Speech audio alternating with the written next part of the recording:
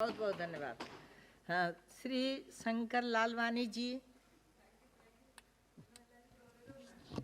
धन्यवाद अध्यक्ष जी,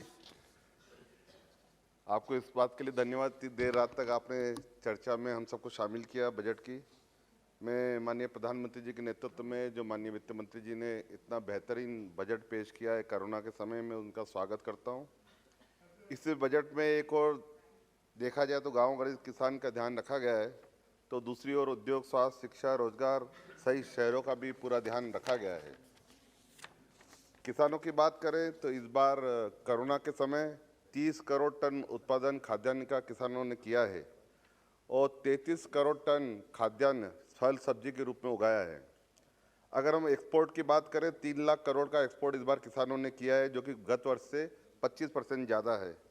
अगर खाद सब्सिडी की बात करें तो पिछले वर्ष बजट में 79 करोड़ रुपये खाद सब्सिडी रखी गई थी, जो बढ़ाकर इस बार 1 करोड़ 5 लाख रुपये रखी गई है, जो कि अब तक से सबसे ज़्यादा खाद की सब्सिडी है।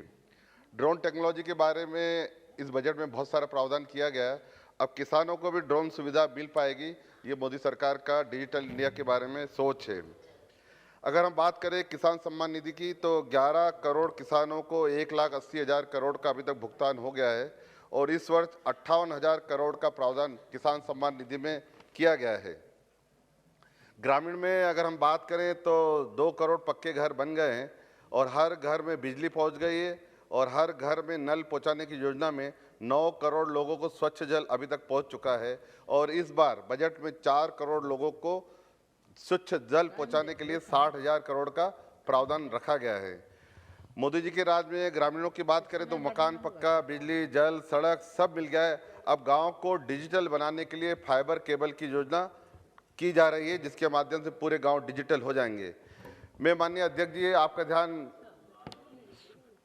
इस ओर देना चाहता हूं कि हमारे क्षेत्र में बहुत सारा आलू, प्याज और लहसुन उगता है, पैदावार होती है और बहुत सारे किसान संघों ने ये मांग की है कि इसका एक्सपोर्ट खोला जाए, ताकि जो आलू, प्याज और लहसुन हुआ है उसका एक्सपोर्ट खोलने में सरकार कोई नीति शीघ्र बनाना चाहिए। शहरों के विकास में इंफ्रास्ट्रक्चर का विशेष ध्यान रखा गया है और मुझे लगता है कि उसको ध्यान में रखते हुए मैं चाहूँगा शहरी विकास मंत्रालय के बजट में इंदौर से सावेर, उज्जैन और इंदौर से मऊ, पीतमपुर रैपिड या मेट्रो ट्रेन चलानी चाहिए।